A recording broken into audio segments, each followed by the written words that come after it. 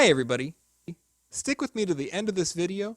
We're going to talk about inversions of 7th chords on the guitar.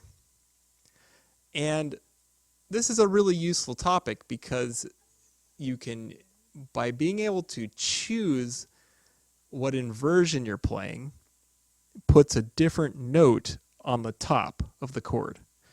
And that note on the top of the chord is usually what's heard as the melody note. And so what this allows you to do is make some really cool chord melodies.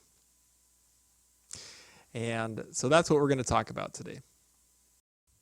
And this is a really useful topic because being able to play the same chord in different places on the neck gives you the opportunity to put a different note on top of the chord. And that note on top of the chord can be used to connect and make different melodies. There's going to be 4 different voicings we're going to talk about. We're going to talk about the 1-5-7-3 voicing, the 3-7-1-5 voicing, the 5-1-3-7 voicing, and finally the 7-3-5-1 voicing. So stick with me to the end and let's learn some really cool chords. Okay guys, so what we're looking at here today, these voicings are only going to be on the top 4 strings of the guitar. And we're going to be looking at the D major 7 chord. And so the first one we're going to look at is going to be the 1-5-7-3 voicing. And it's going to sound like this.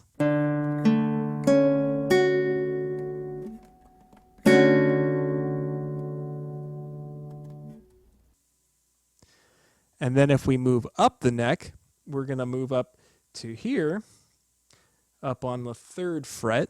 We have the root of D right there up on the 3rd fret.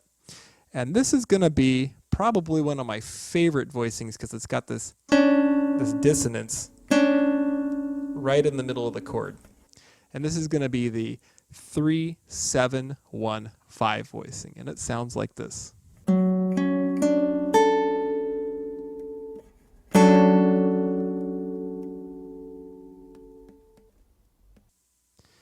Now, we're going to move again up, and we're going to move up to the 7th fret, the 7th fret, here it is. And this is going to be the 5-1-3-7 voicing, and it's going to sound like this.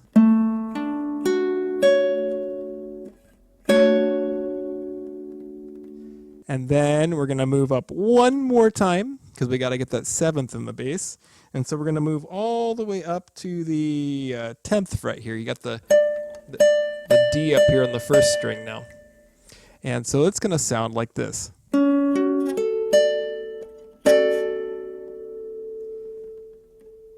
And then just to repeat the cycle, we're going to move up one more time.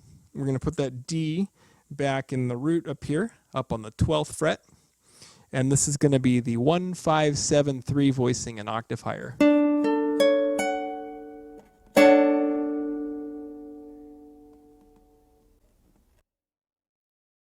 So one of the challenges with this is to get your fingers wrapped around those chords.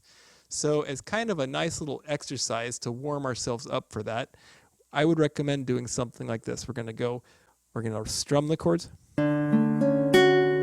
And then we're going to play it, and then we're going to move up to the next one, and then we're going to move up to the next one, and then we're going to move up to the next one, and then one last time.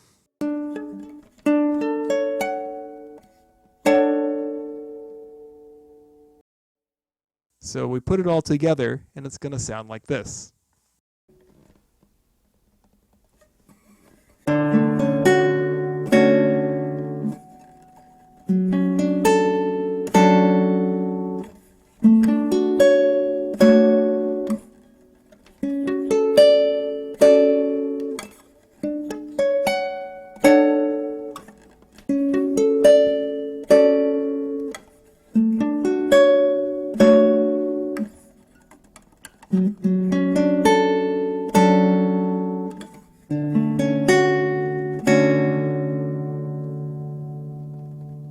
now we're going to talk about the dominant 7th chord.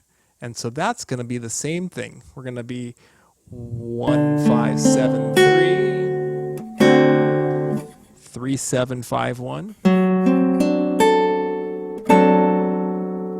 5, 1, 3, 7,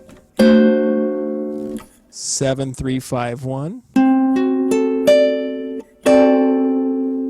and then 1, 5, 7, 3 again.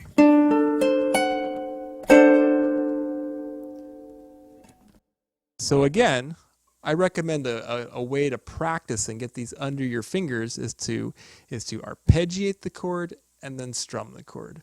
Move to the next one. Arpeggiate the chord and then strum the chord, and so on. And so that's going to look and sound like this.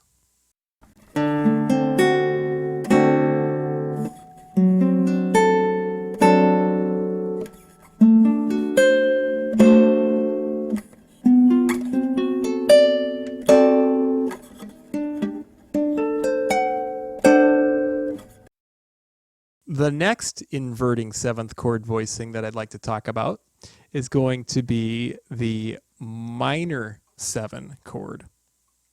And again, we're going to play the same voicings. We're going to 1, 5, 7, 3, 3, 7, 1, 5, 5, 1, 3, 7, and then 7, 3, 5, 1. And that's going to look just like this. So we start with the D minor chord.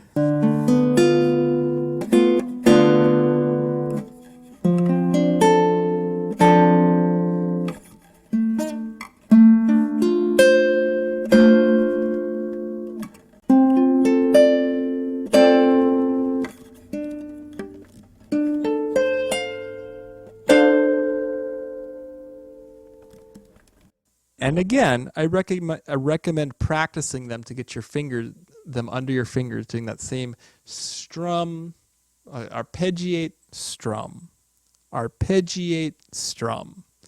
And so that's going to sound like this.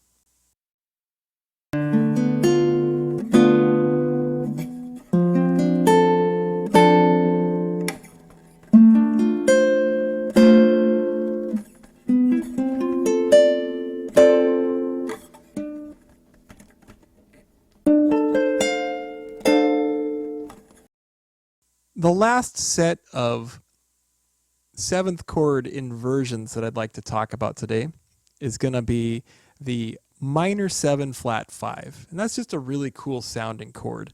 And I know we've talked about it in a few other videos too. But that's going to look like this. We're going to do the same thing. We're going to do the 1, 5, 7, 3 voicing. And then we're going to go to the 3, 7, 1, 5. And then we're going to go to the 5, 1, 3, 7.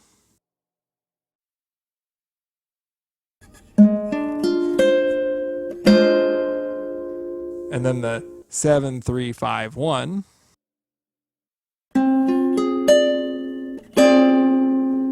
And then, of course, back to the 1, 5, 7, 3, up an octave higher.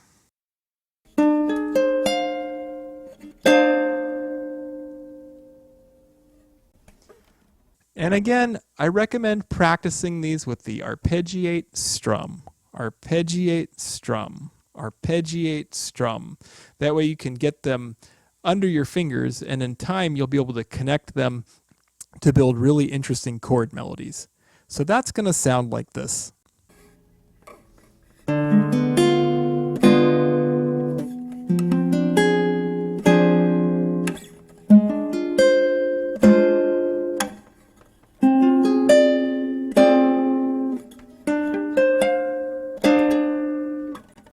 Thank you for joining me today.